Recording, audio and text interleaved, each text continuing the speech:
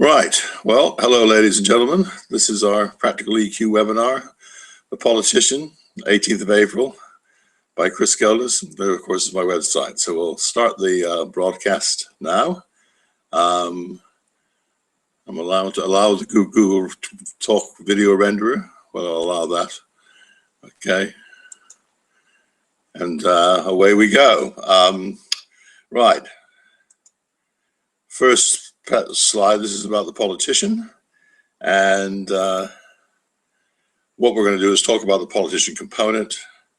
First of all, talk about the characteristics of the politician, then how you recognize them using top dog and cars, what social skills you need to gain the support, objections, gaining commitment, then personality dissonance in the politician, and then politician combination, mainly the normal politician, hustler politician, mover politician, double checker politician, artist politician, and then the politician engineer, right? So we're just doing those 6 combinations, but they're pretty important ones, so on we go. Right, so that's basically, use the standard webinar agenda I've done for the other 3 components so far. I quite like this joke, as you can see it. It's a politician at the heavenly gates, arms crossed, classic politician format, and saying, I bring out the meekness in others. That's my sort of entry into heaven. It's a good joke, one, because they're never, of course, meek politicians. Secondly, again, it's starting with an I, and this is one of the great giveaways of politicians, is that they suffer from I strain. I did this, I did this, I did this. So it's a good cartoon, so it's there. The politicians are driven by the desire to win. And effectively what they are in terms of equality, they're very, very high on assertiveness. They are the type A personality. If your P is high, you're argumentative, you're stubborn, you're decisive, and you're suspicious. The mental illness it comes from is paranoia. If your P politician is low, well, then you're tolerant, easygoing, flexible, and reasonable. You're a very nice person, in fact. Ps aren't really nice people on the whole, but they have their strengths. They're sort of natural leaders, and they make decisions, which is a great strength of the politician. They can live with the decisions they make. And just remember, yet again, the reason I use this slide is 2/3 of the population have an average politician in them, right? It's when we're talking about politicians themselves, we're talking people at the sort of top 10% of the spectrum. Right. The subcomponents, according to Chan and McLeod, there are 3 qualities to the politician. As I mentioned, it is developed from the mental illness paranoia, and there's 3. There's one is fixed ideas. They develop their opinions and they stick to them. Sensitive to abuse, they don't like being criticized, they're suspicious of criticism, which is the paranoia. And then finally, they have what's called defensive and assertive tendencies. So there's, paranoid A, B, and C. So these are the 3 subcomponents which give you the sort of politician personality. Right. So just to reiterate what they are, first of all, and this is a great cartoon, they're strong-minded, they're stubborn and prejudiced. They're also very persistent and tenacious. As I said, they're driven by the desire to win, and they're competitive. So this is a good quality in leaders, in fact, to be persistent, tenacious, and strong-minded, ability to argue the case. But of course, what can happen is it can move to stubbornness. So they have realizing that's one of their faults is of great importance to a politician. They tend to be verbal and not visual. In contrast to the artist, which we discussed in the previous webinar. This is a good office photo. As you can see, one of the things they do is they like having degrees up on the wall in their offices, and also pictures of them with famous people. They're self-protective, right, and suspicious. That comes from the paranoia, and they do think people are sort of out to get them, etc. In fact, they sometimes sort of could develop. People think they develop a chip on their shoulder. They sort of if things don't go their way or something happens, they don't get the promotion they think they deserve, or it doesn't go their way, they can develop a chip on their shoulder. And we see this, of course, happening with politicians when they sort of lose a Um, you know, we have now in Australia, in fact, with several prime ministers, we've had so many changes, is that they develop a slight chip on the shoulder, and of course then can go back on the attack. Right. The other thing is, I just forgot the slogan. I just thought it was so great. I never argue. I just explain why I'm right. That's how a politician sees what they're doing. They're very competitive, aggressive, and argumentative, and they actually defend their fixed ideas skillfully. That's one of their real strengths, is that, you know, they set a position and they can argue it very, very well. But the reason I like this is, one, is they don't think they're arguing. They're just explaining why they're right. The other thing why I liked about this cartoon, as you can see, there's 3 eyes in it. I just explain and why I'm right. And that is classically, again, a politician. I never argue. I just explain why I'm right. You've got 3 examples of an I in a sentence, which is just classic politician. That's how they operate. So we've got a summing up personality.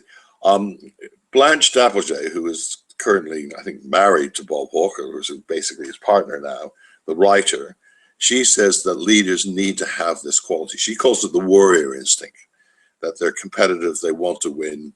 She tells this wonderful story the day she met Bob Hawke at a villa in Bali, and they had set up playing a table tennis game, sort of like having a little table tennis among the people staying. There were about a dozen people staying at the villa. And Bob Hawke had actually strained a hamstring or something, so he was limping.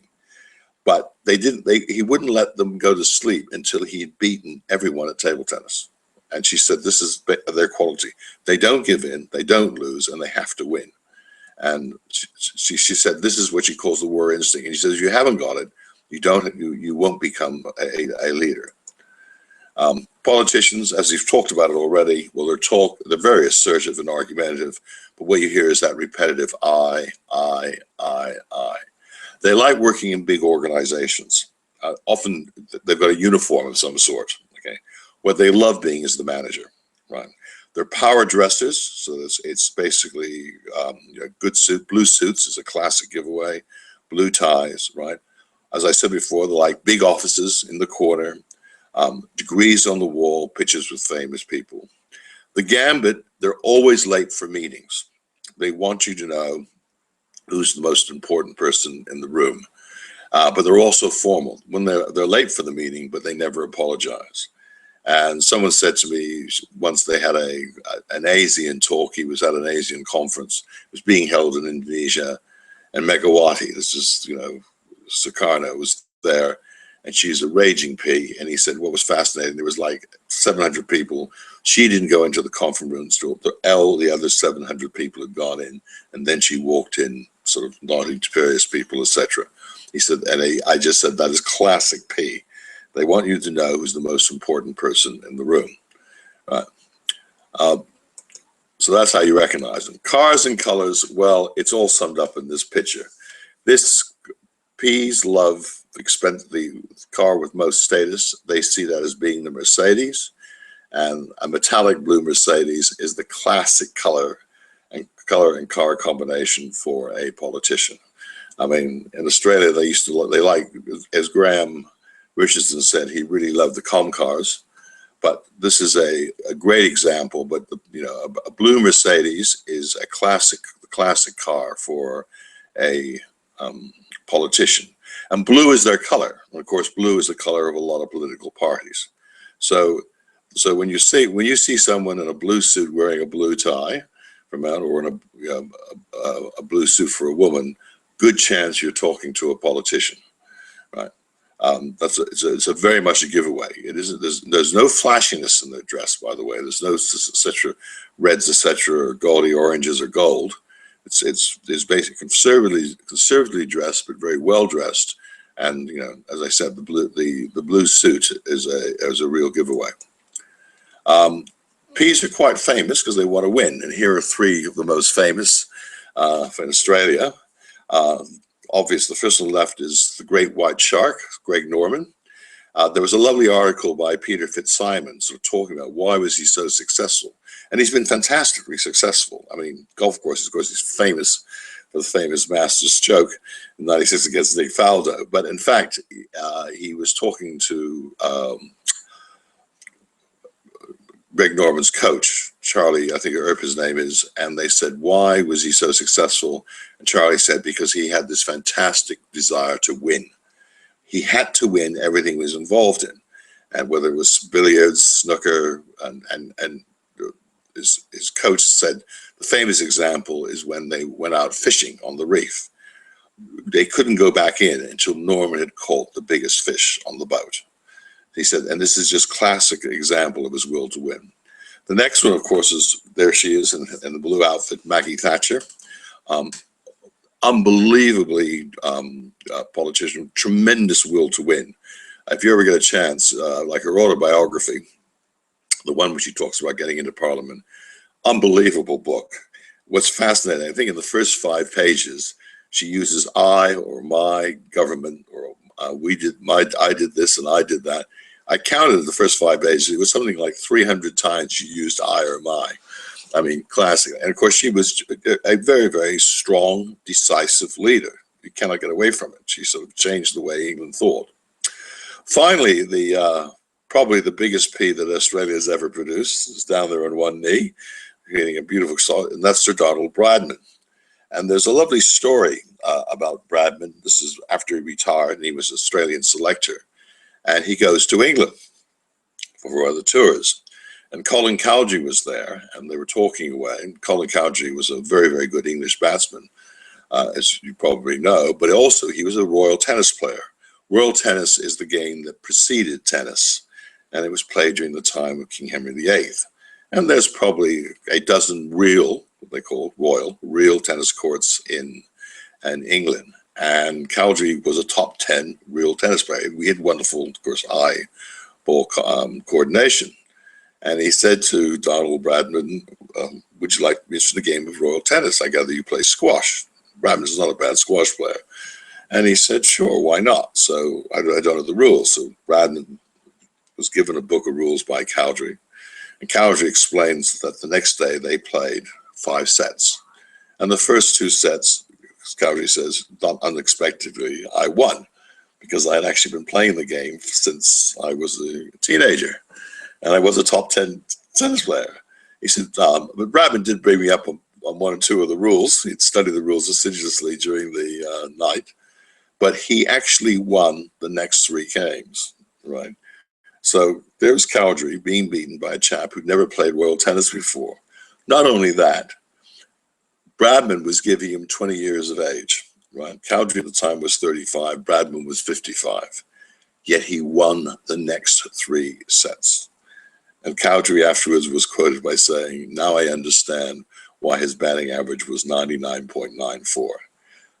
Bradman was not liked by the Australian team when he was in the Australian team. They didn't like him. He wasn't popular, but everyone knew that he was just a phenomenal batsman. Getting him out, well, I used to have headlines saying Bradman, he's out, okay, when he's out. And his scoring record, of course, will never probably be equaled. So, as I said, he's a great P, and such very competitive, the will to win, and of course, many sportsmen. Social skills, how do you deal with Ps? I've got Julia Gillard here. She's a beautiful P in action.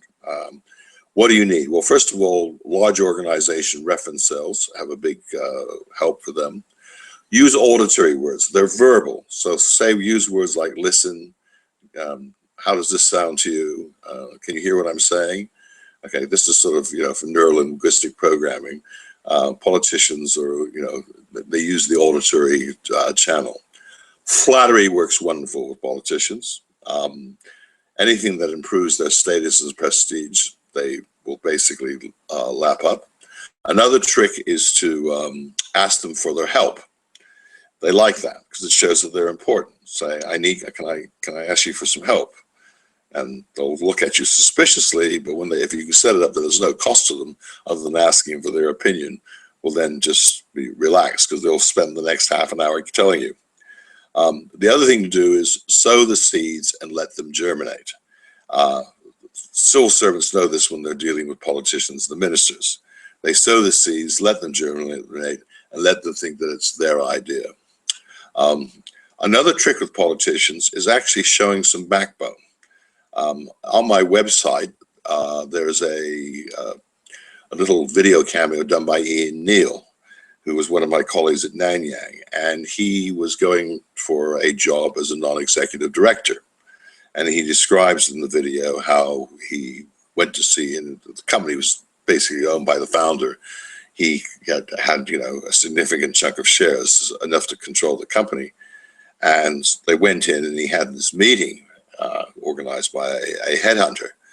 And they got into a discussion, and Ian, it worked out that he was a politician, you know, big desk, you know, blue tie on, pictures of him with famous people, you know, kept him waiting for 10 minutes before the meeting, didn't apologize.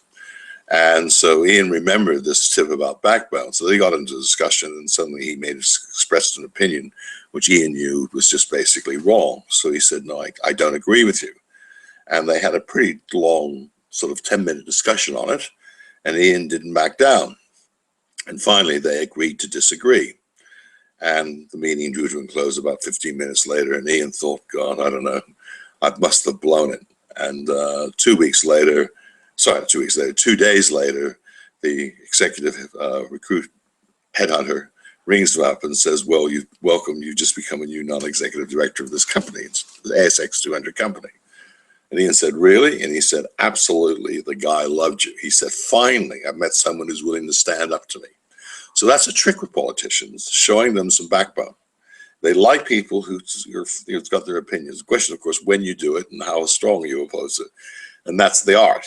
But that's basically remembering that's very important. Finally, you've got to let Ps make decisions. You use minor point closes. A minor point close is one of the most famous closes in selling, generally, which is, instead of saying, do you want to buy this car? You say, do you want this car? Do you want a blue car or a red car? And the idea is you assume that you're going to buy the car, but you say, do you want a manual or an automatic? Do you want a 2.6 liter engine, or do you want a 2-liter turbo? You keep asking him questions, and you set it in, do you want this or that? And you let them make decisions. What you don't do is say, this is what my recommendation is, that you do this, this, and this. And they will look at you and say, hey, wait a minute, I make the decisions around here. So the secret with politicians is minor point closes, right? So I hope that's the secret. So it's there. If you're dealing with politicians, that's how you do it. And as I said, that whole combination, asking for their help, sowing the seeds, letting them germinate, the backbone, minor point closes is a secret. In terms of objections, there are three that politicians, you've got to remember that they're paranoid and they bear a grudge, right? So if they've had bad past experience with their company, that's a real issue, right? Because they won't forget it. Another thing is they don't like you. They don't like people who they perceive as being weak. If you're weak, they think, I'm not sure this is the sort of person. They want persons who are strong, right? And then finally, they've got fixed opinions, they're prejudiced, and sometimes they won't like your company. They like dealing with big companies who are going to take them to functions where they're going to meet other important people. And this, of course, is one of the great things. If you've ever known about organizing a CEO lunch or trying to organize one, the first thing the PA has learned will ask is, who else is going to be there? Because the politicians are very conscious of the company they keep, and they don't want to go to a function when they're not there. So that's the sort of three big objections they have. And if you're aware of that, if there's bad past experience with the company, ask them to describe it to you and say, well, what would you do in this situation? And they will normally say, well, I would have got rid of that person. And they said, that's what we did. If they don't like you because you're weak, well, you've got to basically develop some strength or slot someone else in beside you. And if they don't like your company, as I said, they can be biased, prejudiced. It can be very, very hard to overcome that objection. Often you're better off moving on. All right. The commitment technique, as we've said, it's the minor point, or what is often known as a subordinate question. I mean, for example, here I've got this joke, do you want to use BT? I'm talking about fund manager, your financial planner, and you're asking the client, do you want to use BT as your fund manager of Westpac? But of course, BT fund manager was a subsidiary of Westpac. They then listed it, but they still got a sort of fairly big shareholding in it. I think they still control it. But that's a classic example of what do you want to do with when you're dealing with politicians. Is you ask some minor point closes or subordinate questions. That's the technique that works. They love making decisions, and you want them to make decisions, and that's how you do it, by using. And of course, the reason why this closing technique is so popular in sales books, etc., is that a lot of you become a decision maker. A lot of decision makers have a politician commitment in a component rather in their personality. That's why they become managers, because they can make decisions. They stick to them. They don't change their mind when they argue. They can show a little degree of flexibility, but on the whole, they're assertive. They make a decision, and then they're willing to argue it out.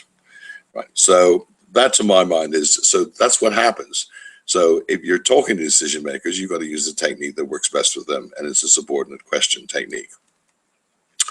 Managerial styles, well, you only have to see them in our prime ministers, for example. They love being a manager. They love making decisions and telling people what to do. Okay, as I said, they're pretty decisive and they're unbending.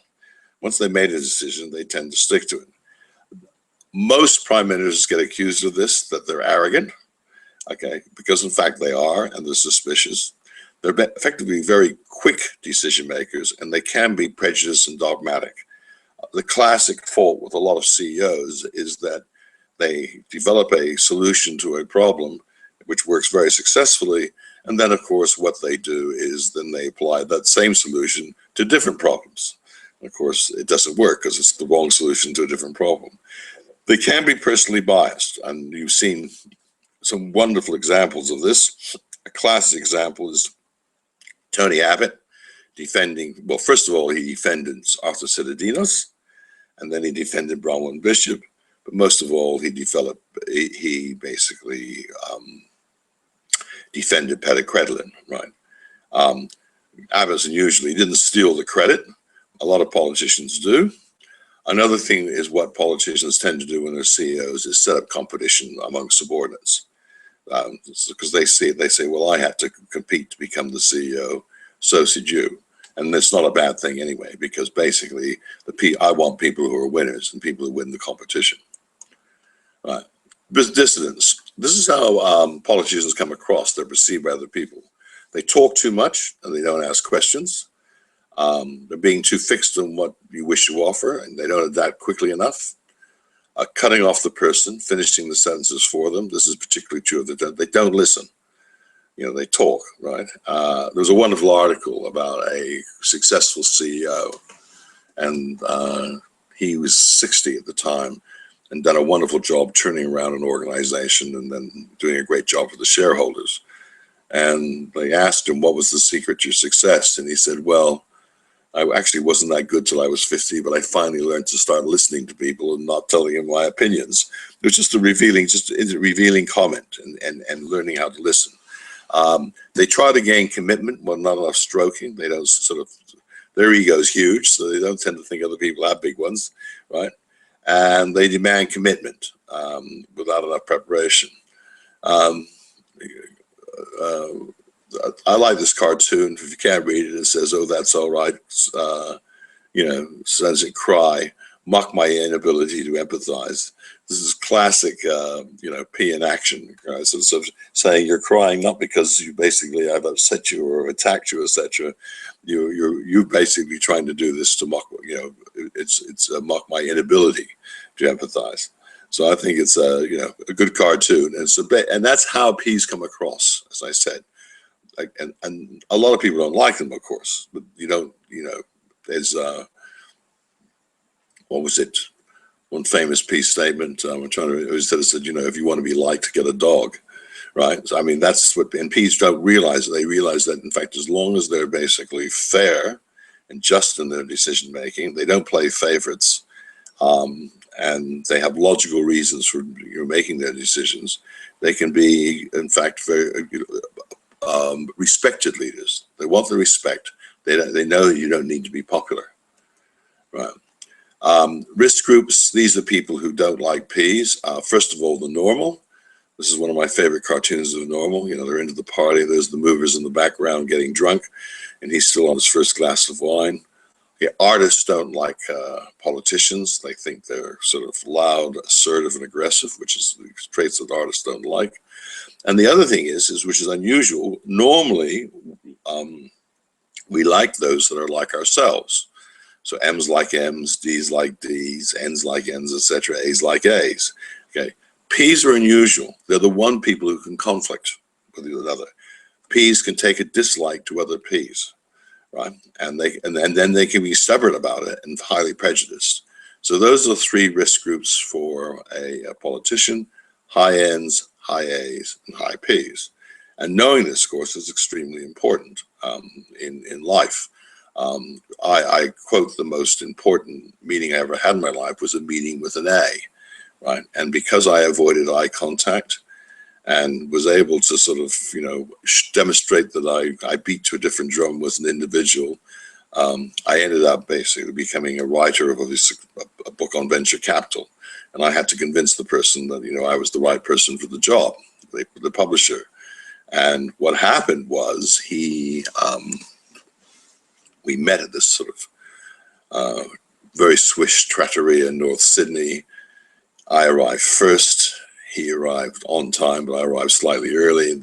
This chap had this slight beard of an A. He was wearing an Armani leather jacket. He was wearing a cravat. He had a silk shirt on. And I thought, oh my God, I've got an A. They're the one person who don't like me because I have a little bit of P in my personality. Anyway, he said, look, and he passed across the wine list and said, why don't you choose the wine? And I realized that this was an acid test, right? And I immediately pointed down to looked at the wine list and said, look, there's only one wine worth drinking. And I pointed to the bottom of the wine list, and it was a $400 bottle of red. And I said, look, you buy lunch and I'll pay for the drink. And I took out my platinum American Express card and put it on the table. He looked at me and I looked at him and he looked at me. And of course, I've been trained in selling. I knew that the next person who spoke loses. And finally he said, is that the only wine you can drink? I said, absolutely. And he then said the immortal words, put away your card. The publisher always buys the first lunch. And I said, really? I said, fair enough. And I took the card away. Now, the thing is he going to publish the book or not? Well, he's not going to go back to his boss and say, I've just spent $800 on a lunch, we're not doing the book. And of course, what happened was he loved it. He said, I dined out on the story. Unfortunately, he died of cancer, John. I'm a great guy. And he said, he dined out on the story for years. He said, I could not get over it because he said, most people would say, oh, I don't drink wine. Some people might say, oh, do you mind if we have a carafe? Or they might choose the cheapest bottle of list. And he said, but you were right at the other end of the table. And I said, absolutely, because I wanted to show you that I was an individual. He said, well, it absolutely worked. And he said, it was terrific. And of course, don't worry, when we did publish the book, I took him to my club and we had another very bottle because I knew how valuable the book would be. And it did prove to be. It was worth a lot of money to me. So anyway, that's basically understanding who your risk groups are, and then tailoring your approach can be very important. Right, now let's talk about the combinations. Right, first one, I've got Julia Gillard again, but she's just such a wonderful, normal politician. And she was, very articulate. And I mean, her problem was, as I said, very firm ideas based on transparency. She likes work that important. She loved being, as I said, physically successful, liked to be well dressed and well presented. And of course, as we know, her partner at the time was her hairdresser. And her problem basically occurred where her capabilities, training experience don't match her achievement drive. Her weakness was she was basically a trade union lawyer. So she naturally always defended the trade unions because that's her background. And when you're prime minister, you have to, it isn't just lip service. You do have to govern for all Australians. And of course, we've been paying the price. And she likes it. She introduced the carbon tax, the National Disability Scheme, unfunded programs. Right. I mean, we still don't know how we're going to pay for them. And well, the carbon tax got repealed finally, but she was always in there. Well, I've put up, I've managed to basically put in reforms. Well, they aren't really, they are reforms in one sense, but they're incredibly expensive in another. And the secret, of course, is you've got to keep the economy going. And but she didn't seem to be worrying about that. Anyway, she was, to be fair, a good manager.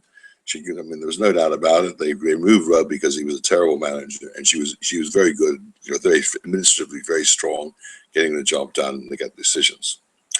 The next combination is the hustler politician. Of course, we've got one running for the president of the state of America right now, the Republican trying to become the Republican candidate, and that's Donald Trump.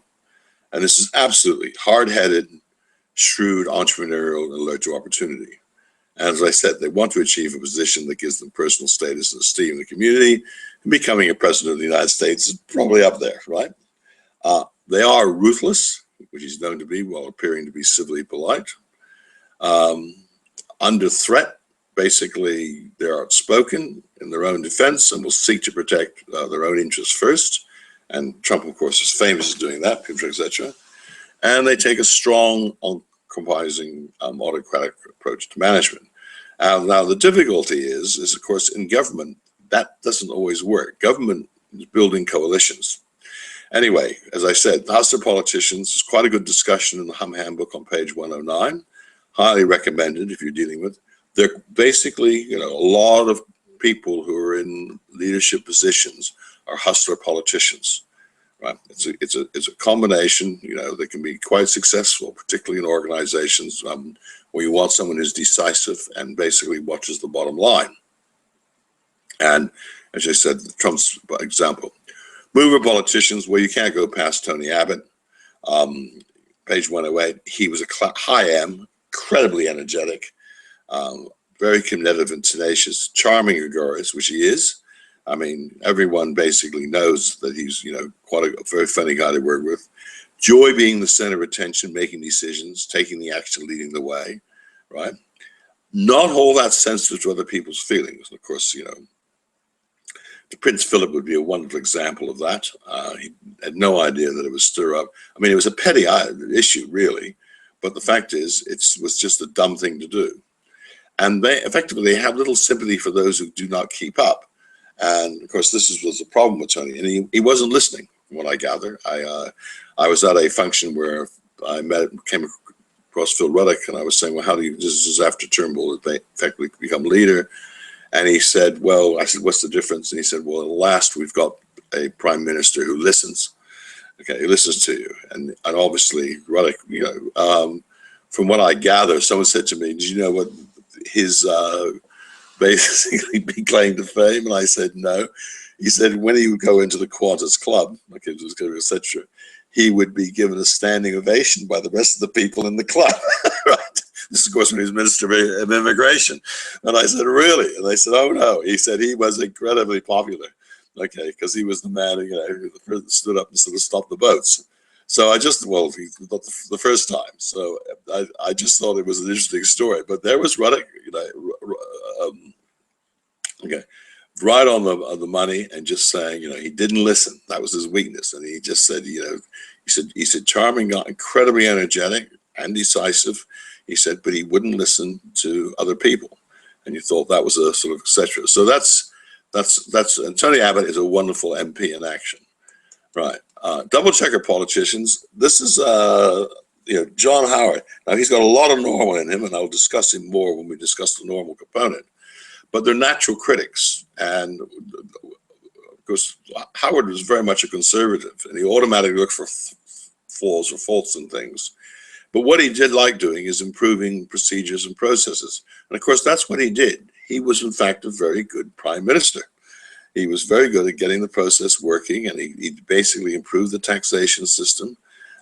Tended to be pessimistic in outlook, but basically good in arguments. If you've ever met him personally, he's very, very good in discussions and raising points. And you would say X, and because of his vast experience, he'd say, well, actually, there's a case for arguing why.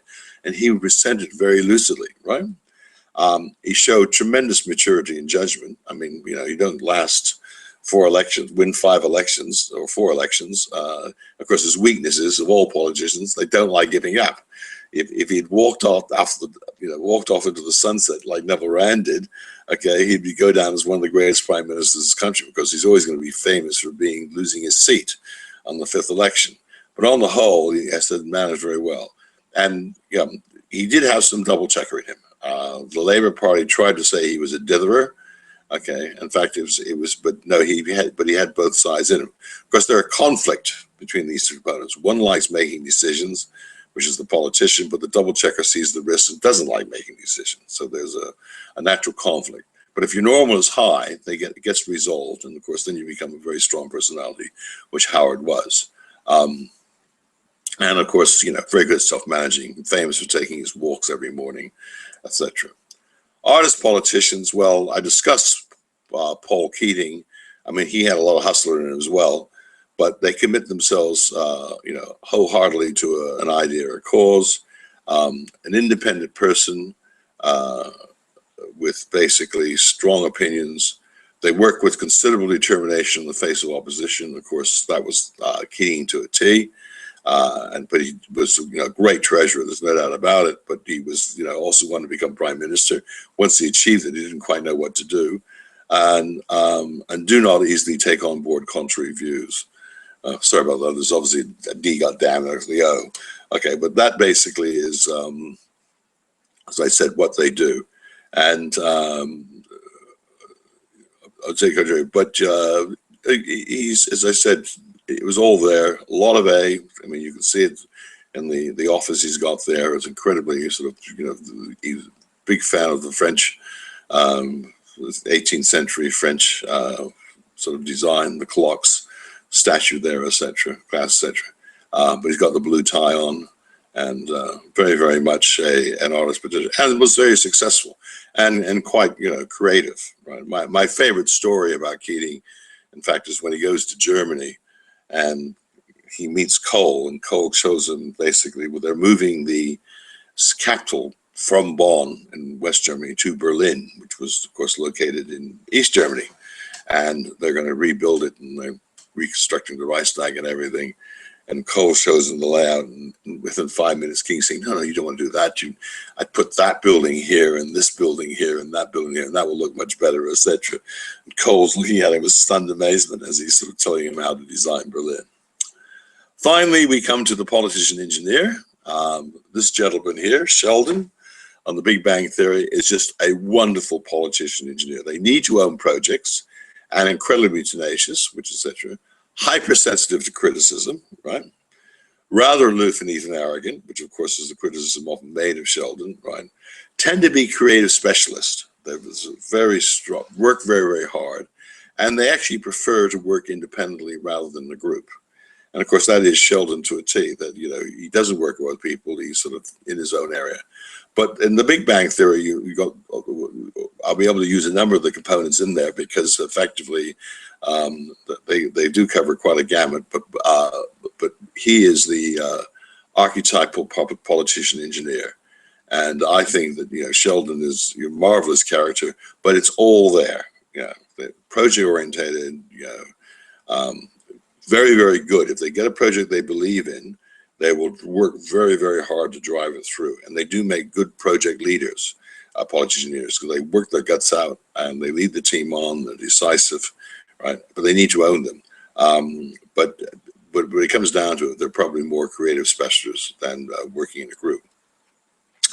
So that sums up the politician. I hope that's been useful to you. As summing up, they're driven by the desire to win. It's the natural quality of, it's got to be in a leader, right? They're assertive, suspicious, decisive, and competitive. This comes from the paranoia, and it's a component found in most leaders. They're articulate. They're verbal rather than visual. They tend to basically hold grudges, and that must always be remembered, etc. They suffer from eye strain. I did this, I did that. They're egotistical, right? There's no doubt about it. They love talking about themselves. The secret to getting commitment from them is closing on a minor point. So that's what I would suggest you always remember. Their favorite color is blue, which is always a giveaway. The eye strain, big reference cells, etc. Anyway, they're good people to deal with, however, one side, because they do make decisions. Well, that wraps it up. Next month will be on the engineer, and I'll talk to you all later.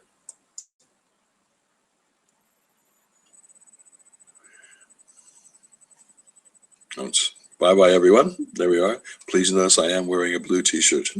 Stop the broadcast.